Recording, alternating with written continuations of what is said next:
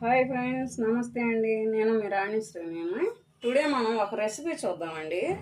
అదేంటంటే అండి, మనకి ఇప్పుడు జలుబు చేస్తుంది కండి. ఓవర్ హీట్ వల్ల గొంతు టోన్ మారటం వల్ల దగ్గు లాంటిది, జలుబు, వేడి జలుబు చేస్తుంది అంటారు కండి.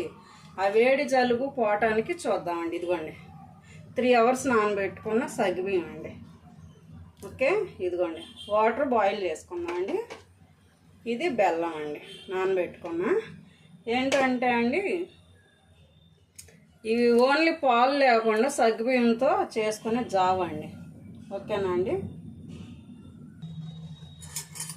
ఇదిగోండి, చూసారా అండి, సగ్గుబియ్యం బాగా ఉడికిపోయిందండి. ఇప్పుడు ఏం చేద్దామంటే అండి, ఇప్పుడు మనం ఇటు సైడు పెట్టుకున్నాం కండి బెల్లం.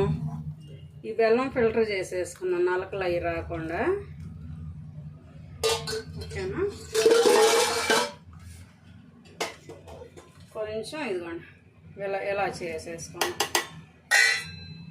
అంతే అండి, చాలా సింపుల్గా. ఇది ఏంటంటే అండి, ఒంట్లో వేడిని తగ్గించుద్ది. ఇది సమ్మర్ కండి, చలవ చేస్తుంది, చాలా మంచిదండి. తాగండి.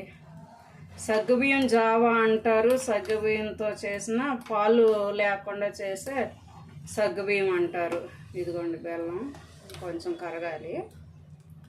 ఆల్మోస్ట్ ఆ వేడికి ఆ బెల్లం కూడా మెల్ట్ అయిపోయిందండి. మీరు మాత్రం వేడి చేస్తే ఒకసారి చేసుకుని తాగండి, చాలా మంచిదండి. ఓకేనా అండి? చూడండి, సగ్గుబియ్యం కూడా ఉడికిపోయి అలా పైకి వచ్చేసినాయో. చాలా సింపుల్గా అండి, మెడిసిన్తో పని లేకుండా ఇది వారంలో 1 or 2 days అలా చేసుకుంటే చాలా మంచిదండి. ఓకే అండి, బాయ్.